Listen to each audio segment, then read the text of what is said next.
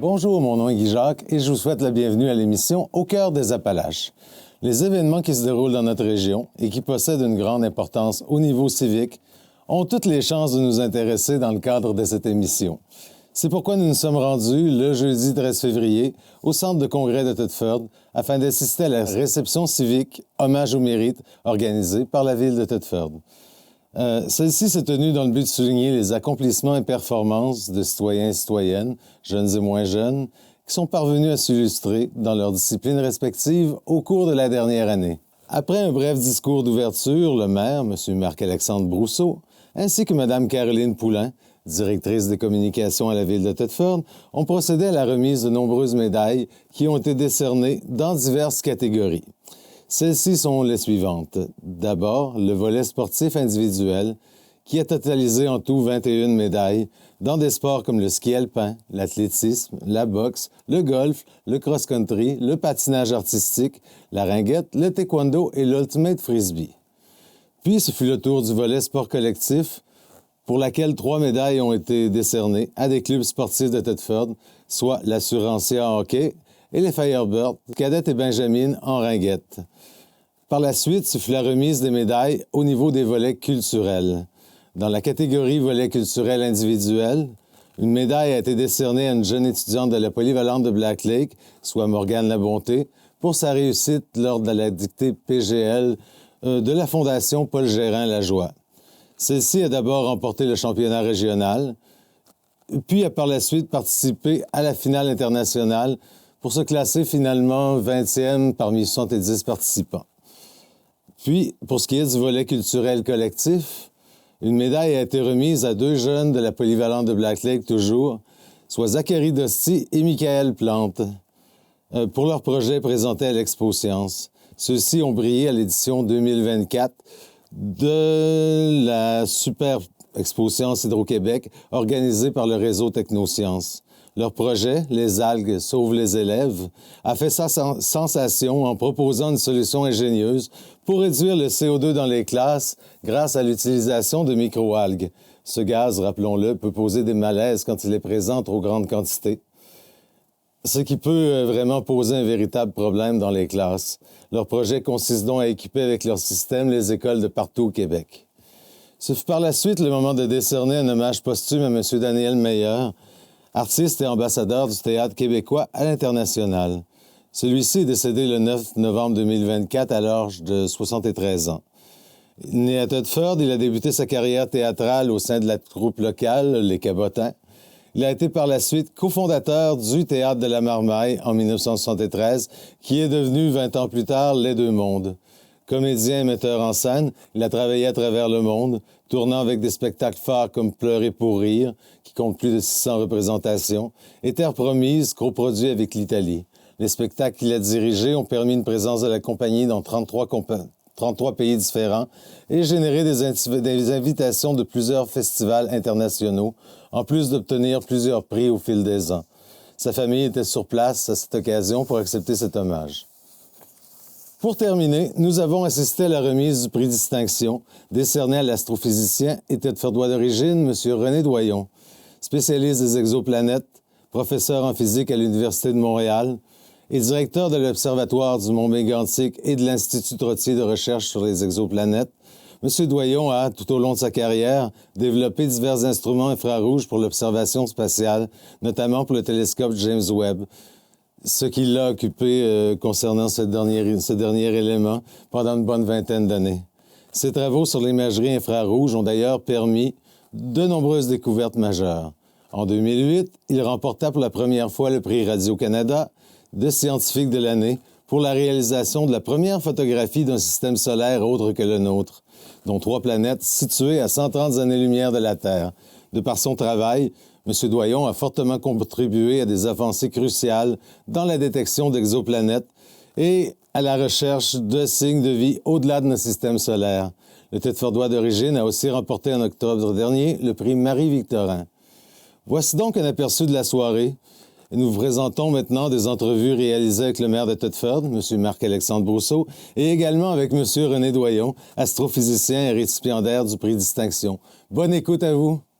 Alors, bonsoir tout le monde, bienvenue dans notre centre de congrès, bienvenue à l'hommage au mérite. Merci d'être aussi nombreux, hein, parce qu'on ne peut pas dire qu'on avait la température la plus clémente, mais bon, quand on est habitué de sortir, faire toutes sortes de compétitions, on est habitué de se promener partout, faire de la route, on est capable aussi de la faire quand c'est un peu enneigé, on est quand même au Québec, n'est-ce pas? Alors, on a encore une très belle soirée. Je sais qu'il y a beaucoup d'habitués dans la salle, hein, parce qu'on performe une année, il y a des grosses chances qu'on performe l'année suivante, et c'est pour ça qu'on vous revoit d'année en année. Et en fait, on peut pratiquement dire que c'est un record de foule cette année, ce qui est une excellente nouvelle, vraiment de très belles performances encore une fois. Et pour ceux qui y étaient l'année passée, je l'ai dit, c'était très varié, mais encore une fois, cette année, on s'est surpassé sur la variété des disciplines qui vont être mises en valeur ce soir. Alors, c'est une excellente nouvelle de voir à quel point il y a du talent chez nous, à quel point on est capable de performer et de se démarquer dans toutes sortes de domaines. Alors voilà, encore une fois, bienvenue à tout le monde. Peut-être particulièrement aussi à la famille Meilleur qui est avec nous, ainsi qu'à M. René Doyon et ses invités. Alors merci pour votre présence avec nous ce soir. Nous sommes particulièrement fiers de remettre cette année un prix de distinction. Cette reconnaissance est attribuée à une personne résidente ou originaire de Thetford dont l'engagement ou la carrière contribue au rayonnement de la ville de Thetford. Je peux vous garantir que notre récipiendaire mérite amplement ses honneurs. Figure emblématique de l'astrophysique moderne, le Thetfordois René Doyon est un astrophysicien de renommée mondiale dont les recherches ont révolutionné l'exploration des exoplanètes et l'observation de l'univers. Impliqué depuis 20 ans dans le développement du télescope spatial James Webb, il a joué un rôle central dans cette mission en dirigeant la mise en œuvre de 2 instruments clés. En plus d'être professeur en physique à l'Université de Montréal, M. Doyon est directeur de l'Observatoire du Mont Mégantic, devenu un centre majeur de l'astrophysique expérimentale au Canada. Il a également créé l'Institut de recherche Trottier sur les exoplanètes, qualifié comme l'institut le plus important au Canada dans la recherche de la vie ailleurs. Le 29 octobre dernier, lors des Prix du Québec, soit les plus importantes récompenses décernées par le gouvernement du Québec dans les domaines de la culture et de la science, son nom figurait sur la liste des 17 lauréats. Il a remporté le prix Marie-Victorin, la plus haute distinction accordée pour l'ensemble de sa carrière en sciences naturelles et en génie. Mesdames et messieurs, veuillez applaudir bien fort M. René Doyon.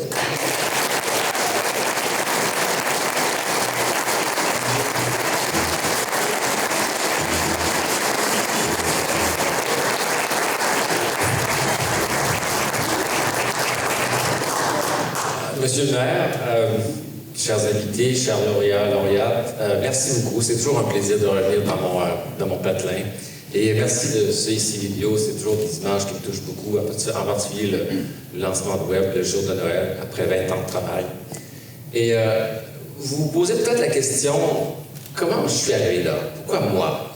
Et en fait, je n'ai pas vraiment de réponse simple. Mais en fait, je suis un physicien de formation et un physicien, ça cherche toujours à résoudre les problèmes les plus complexes à leur plus simple expression. Et si j'avais à résumer ma carrière et ce que j'ai réalisé, c'est un seul mot. Il a été prononcé plusieurs fois dans ces vidéos-là. C'est le mot rêve. Je suis rien de moins qu'un rêveur, un très grand rêveur. J'ai commencé par rêver à faire de la musique, j'ai commencé à rêver à faire des sciences, à devenir professeur d'université, rêver d'avoir une famille, rêver d'aller étudier à l'étranger, rêver d'être professeur d'université, ensuite rêver de travailler avec la NASA, rêver de prendre les premières images d'exoplanètes, et maintenant rêver de trouver de la vie ailleurs. Et alors, évidemment, tout ça ne se fait pas tout seul, et je tiens à remercier tous les gens qui ont contribué. D'abord, mon équipe. Je ne suis pas le seul rêveur. Hein. Pour faire ça, ça prend des rêveurs et des rêveuses à l'échelle nationale et internationale, et je pense qu'on va y arriver, parce qu'on y croit. Je me remercie de l'Université de Montréal, qui a été mon terreau professionnel pour réaliser tout ce que j'ai fait avec mon équipe. Mon équipe, absolument incroyable, qui m'a amené là. James Webb, c'est l'aventure de 10 000 personnes qui ont travaillé ensemble de manière cohésive. Il ne faut pas vous laisser distraire par l'actualité actuelle qui est caractérisée par la division entre les diverses nations. Encore une fois, Webb, c'est vraiment la machine la plus complexe qui a jamais été construite par l'humanité. Et c'était l'effort concerté des Américains, des Canadiens et des Européens. Quand on travaille ensemble, on peut accomplir de très grandes choses. Et c'est pas la division qui va nous faire avancer les choses. Alors, je veux aussi remercier, j'avais un de mes grands rêves, c'était, parce que, bon, bien sûr, trouver de la vie ailleurs, ça se fait pas tout seul, ça prend des cerveaux, ça prend des gens, et c'est pour ça que j'avais besoin d'un peu d'argent. Et là, je veux remercier de tout cœur la famille Trottier à Montréal qui a cru en moi, en m'alimentant de leurs millions de dollars pour créer un institut, comme on le dit maintenant, qui se positionne maintenant parmi les meilleurs au monde. Et finalement, je veux remercier la plus grande équipe que j'aurais jamais eue de toute ma vie. Je fais bien sûr référence à ma famille, mon père ici, ma mère, qui va vraiment partie, mes soeurs, mon frère, nos enfants, nos petits-enfants. Quelle équipe absolument incroyable que vous êtes. Je ne serais pas ici sans vous. Alors, je vous remercie beaucoup. Et en terminant, et dans cette thématique du rêve, j'arrive à cet âge vénérable où la densité de cheveux gris sur ma tête me donne une certaine prétention à pouvoir vous donner quelques conseils.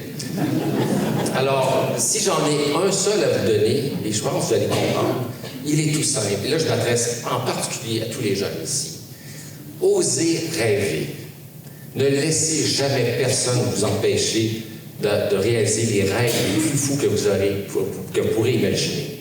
Car il n'y a de limite que votre volonté et votre détermination pour réaliser vos rêves. Croyez en vous, parce que vous ne savez pas encore, et vous êtes bien meilleur que vous pensez. Vous êtes bien meilleur. Vous allez l'apprendre plus tard, quand vous allez avancer. Et c'est un peu ce qui m'est arrivé. Oui, j'ai cru en moi, j'ai cru en ceux qui étaient avec moi, et c'est comme ça qu'on a pu avancer.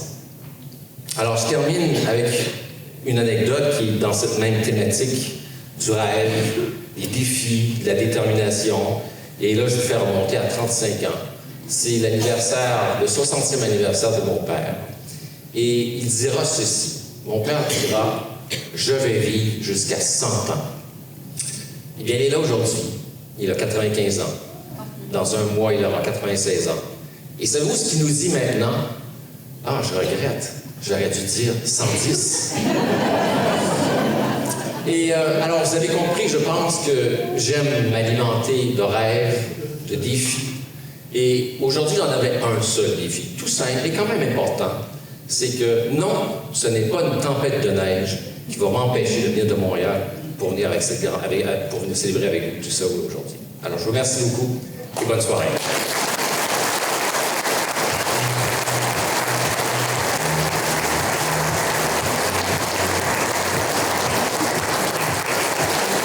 Nous sommes maintenant avec M. Marc-Alexandre Brousseau, maire de Thetford Mines. Bonjour, M. Brousseau. Bonjour. Il y a eu beaucoup de sourires ce soir sur scène, beaucoup de récipiendaires aussi. Je crois que ça a été une très belle soirée pour tout le monde. Ah, c'est toujours très agréable. Hein? On est là pour donner des médailles aux jeunes, pour souligner des belles performances.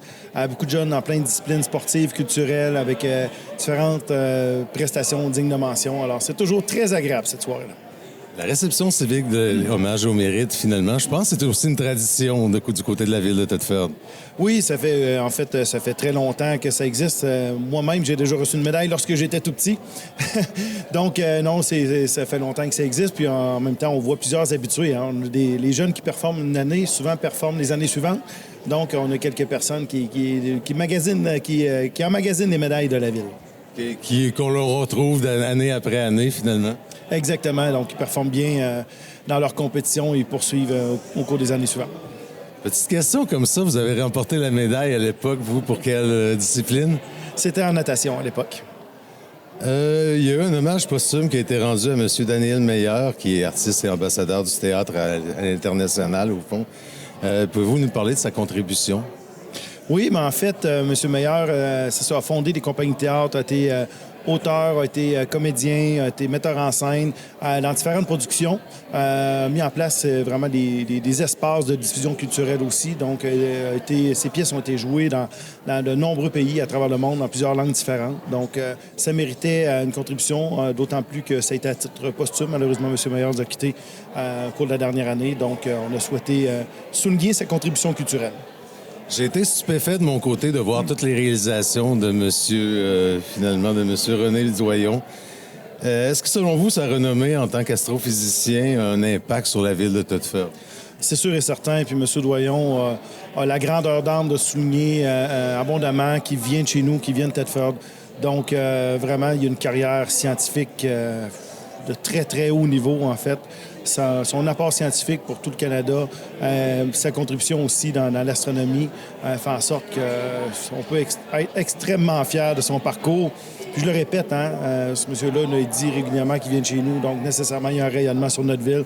Alors, on est très fiers de son parcours. Il y a eu beaucoup d'hommages aussi au niveau sportif et culturel, finalement, pour les jeunes. Est-ce qu'il y en a qui sont plus significatifs pour vous que d'autres?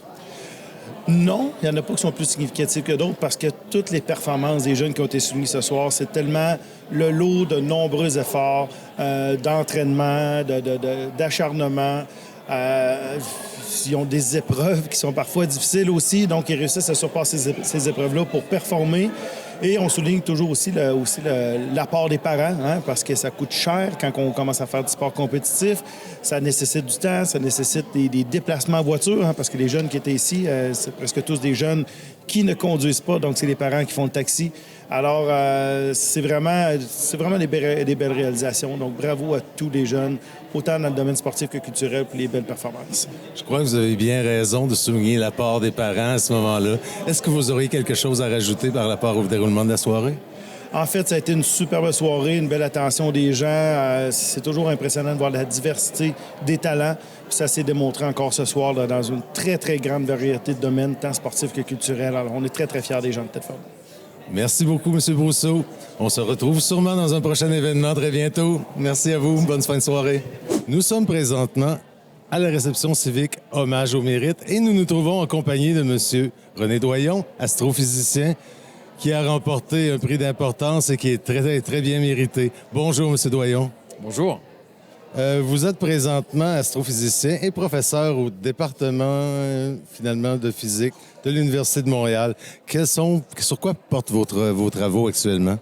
Mes travaux portent sur le développement d'instruments pour étudier les exoplanètes, des planètes qui sont à l'extérieur de notre système solaire. Donc, par exemple, Mars, Jupiter sont dans notre système solaire, mais il existe, maintenant on le sait, des planètes au-delà du système solaire, autour de d'autres étoiles. Et c'est ma spécialité d'étudier ces exoplanètes-là.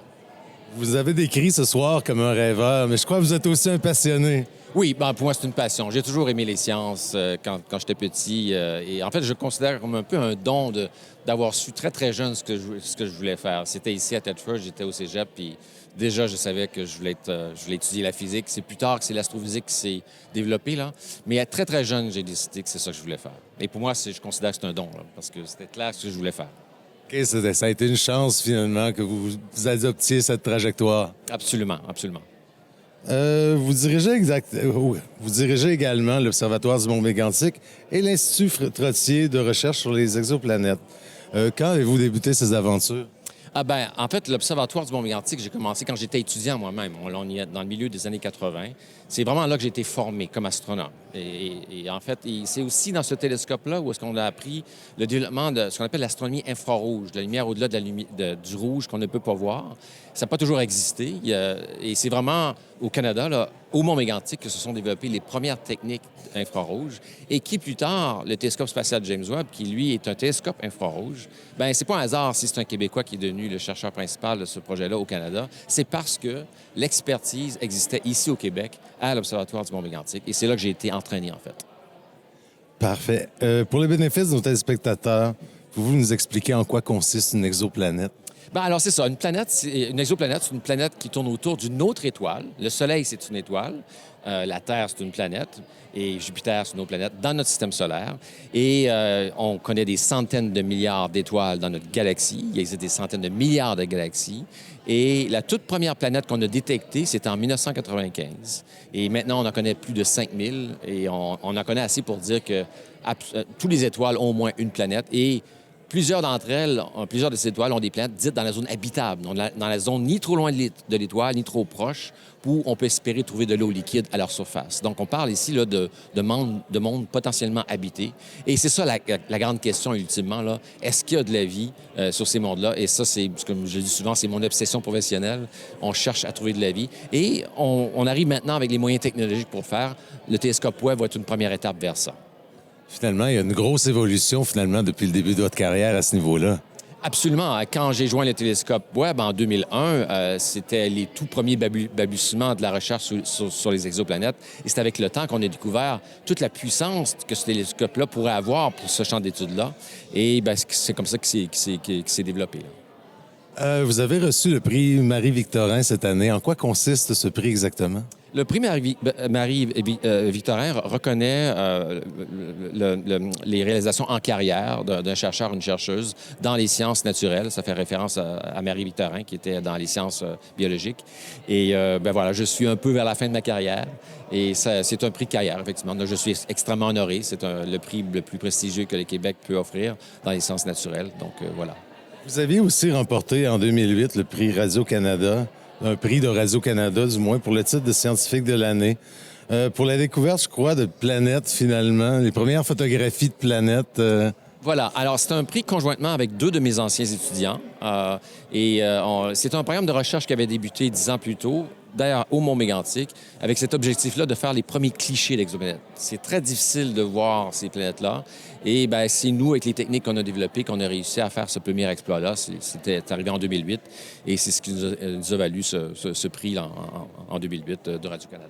Donc, c'est grâce aux technologies que vous aviez développées que vous avez réussi à accomplir cet exploit. Tout à fait. Et ce sont des programmes de recherche qui se déclinent sur de longues périodes de temps. Celui-là, entre autres, ça a pris une bonne dizaine d'années. Là.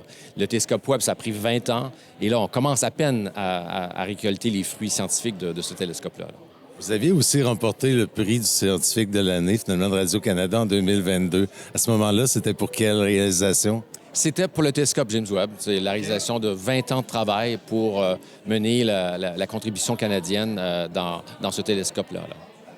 Le télescope James Webb, au fond, c'est le premier, comment qu'on pourrait dire, le premier observatoire scientifique spatial au monde?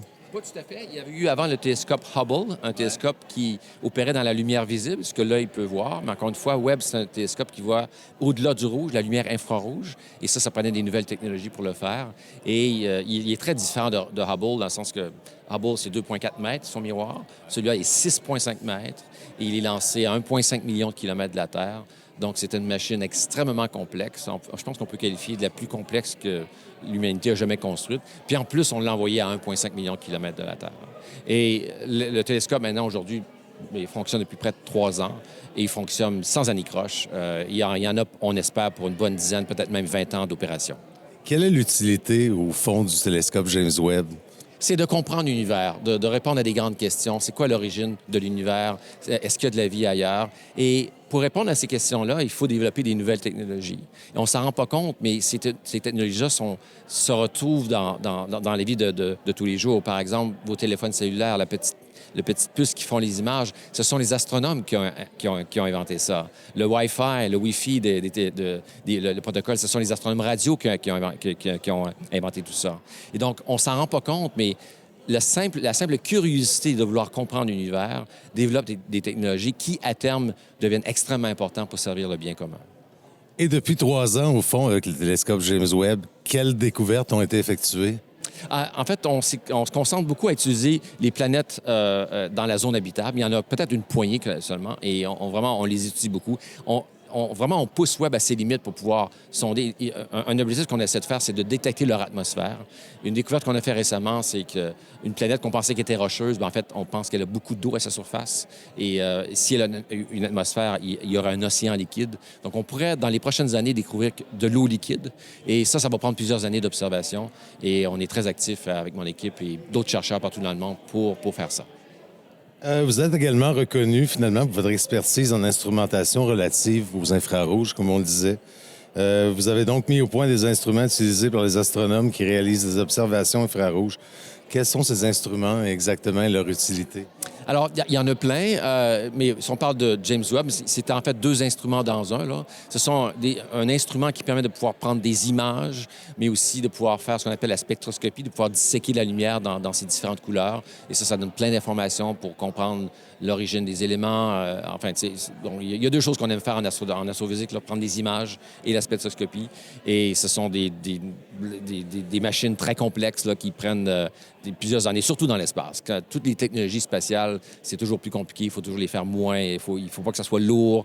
Et ça prend beaucoup de temps. Et c'est ma spécialité. J'ai fait ça toute ma carrière de faire de l'instrumentation.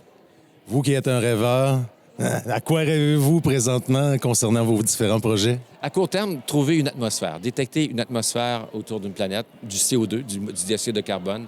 Et si on fait ça autour des planètes qu'on étudie présentement, qui sont dans la zone habitable, bien, ça pourrait vouloir dire qu'il y a de l'eau liquide à la surface. Et là, on pourra dire que voilà, on en a une ici, là. Il y a de l'eau liquide, donc peut-être qu'il y a de la vie dans ces océans-là. Et ça va générer d'autres missions spatiales dans le futur pour étudier ces systèmes-là en détail. On pourrait enfin dire que vos travaux ont révolutionné finalement l'exploration des exoplanètes et l'observation de l'univers. En partie. Je ne suis pas le seul à le faire, bien sûr, mais c'est un travail d'envergure mondiale. Mais certainement, le Québec est sur le front là-dessus à l'échelle mondiale pour l'étude des exoplanètes. Et beaucoup grâce à vous. En grande partie. Merci beaucoup, M. Doyon. Ça a été un plaisir de vous rencontrer. Merci. Merci à vous et encore félicitations pour votre prix ce soir. Merci beaucoup.